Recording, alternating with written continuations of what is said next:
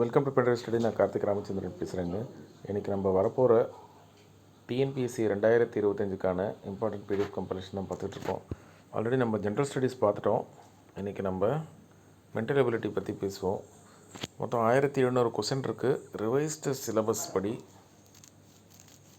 என்ன சொல்லியிருக்காங்க, ரீசனிங்லேருந்து 10, மீதி இருக்கிறதுலேருந்து 15, அவ்வளோதான் ஆப்டிடியூடை பொறுத்த வரைக்கும். எந்த சிலபஸ் சேஞ்சும் கிடையாது. ஸோ நீங்கள் ஆல்ரெடி ப்ரிப்பேர் பண்ண மாதிரியே ப்ரிப்பேர் பண்ணிகிட்ருக்கலாம். பட் டிஎன்பிஎஸ்சி இதெல்லாம் ஃபாலோ பண்ண போகிறாங்களான்னு தான் தெரியல. ஆல்ரெடி முன்னாடியும் சிலபஸ் இருந்துச்சு.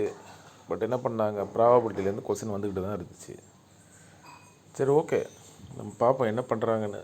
ஹூ நோஸ், ஃப்யூச்சரில் அவங்க சரி பண்ணிக்கலாம். அந்த ஆப்ஷன் ஈயை மட்டும் என்ன பண்ண போகிறாங்கன்னு சொல்லவே மாட்டுறாங்க. அதனால் டைம் வேஸ்ட், ஹெட்டேக், எல்லா பிரச்சனையும் வருது. சரி, பார்ப்போம்.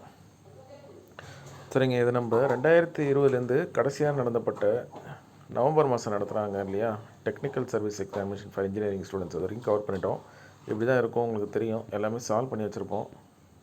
இது மட்டும் பார்த்துட்டு போகலாமான்னா கண்டிப்பாக உங்களுக்கு ஹெல்ப்ஃபுல்லாக இருக்கும்.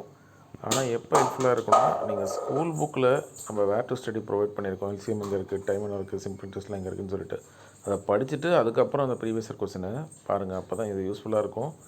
மற்றபடி இது யூஸ்ஃபுல்லாக இருக்கும், ஆனால் உங்களோட 23-24 டார்கெட்டை அச்சீவ் பண்ண முடியாது.